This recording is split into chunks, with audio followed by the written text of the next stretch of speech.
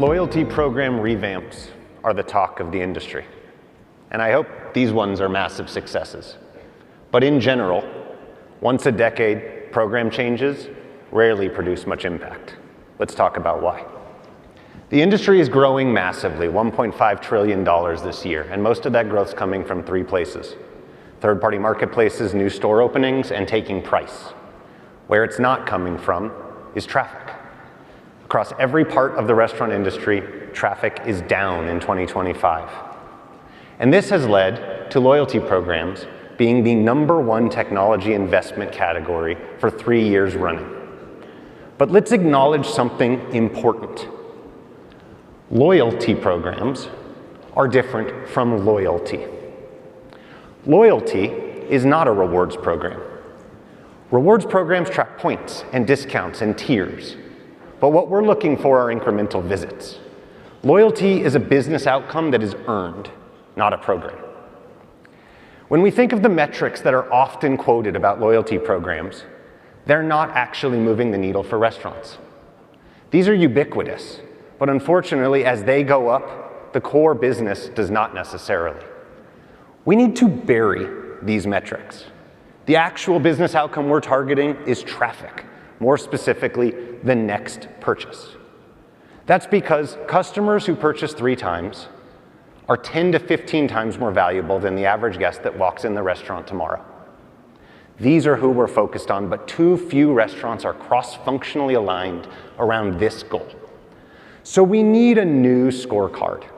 There are 3 things that restaurant businesses who are focused on loyalty as a business outcome are doing: reach, lift, and cost. Let's look at each. Reach, look at your capture rate. How much of your revenue is coming from known and attributable guests? Because if you can't talk to customers, you can't change their behavior. First-party digital ratio. How much is your owned digital revenue growing faster than third-party? Because ultimately, is DoorDash's control over your margin compounding faster than you are? That's a problem. Activation rate. How many first-time guests go on to make a third purchase? Retention rate. What percentage of those customers are still coming back 6 months from now? And effective discount rate. How much is all of this costing to drive reach and lift? Now, there are ways to do this beyond a program. And that's the most important part about loyalty when it's a business outcome. Take convenience. One-click reordering makes it simple.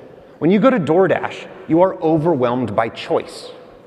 Through your own channels, you have focus and ease. That is a loyalty driver. Looking inside the restaurant. When you look at activation rate disparities across locations, the #1 predictor is order accuracy, not marketing. That tells us that if you can deliver consistently, you are convenient because the wrong order is inconvenient. Personalization. Your customer is telling you who they are and what they want with their spending. Are you acting on it? Unfortunately, across the entire industry, we send out billions of emails that are the same offer to everyone. These have very low engagement rates, less than 1%, and it's a shame because behavioral-based targeting drives 7 to 15 times more performance out of marketing. Cart abandonment campaigns alone are multi-million-dollar opportunities for the average restaurant. Status. Focus away from discounts. How do you turn referrals from your loyal guests as walking billboards wearing your merch instead of paying them to tell their friends? Can you produce an LTO and give early access so that your best customers feel special and tell their friends about it?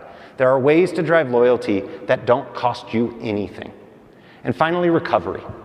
Amazon's instant resolution results in 92% of guests who have a problem purchasing again. Our data shows that customers at restaurants who receive same-day responses come back 40% more. Doing these things is hard, and it's hard because they are all inherently cross-functional, and our teams are staffed tightly and have very little time. And so the good news is we're entering a new era with AI agents that are able to pick up some of this burden and do the work for you if you have the right technology in place. And that's a step forward. It also represents a change. Lots of what we do today is becoming commoditized, and that's a good thing for restaurants. Ordering middleware, offer management, guest sentiment. These are things that ultimately are now check the box. Business outcomes are what matter. And those business outcomes are things that are really exciting. Take Pokeworks at nearly 100 locations. Last year hit 14% same-store sales growth. If you see Ha Lee, you should go ask him about his AI-driven personalized marketing campaigns. It is the closest I've seen to one-to-one marketing, and it's only the beginning. Same-store sales is loyalty as a business outcome. Or take Nothing But Cakes at 800 locations, reported to have been sold last month for $2 billion, and last night received the RLC Pacesetter Award. They've turned joy from a birthday purchase into a weekly habit. Frequency lift is loyalty as a business outcome. We are proud of these customers and many more. And so all RLC long, check out the Thanx Cake Shop right outside this ballroom, where we look forward to celebrating your business outcomes with little bites of joy. Now, I'm pleased to introduce our CEOs.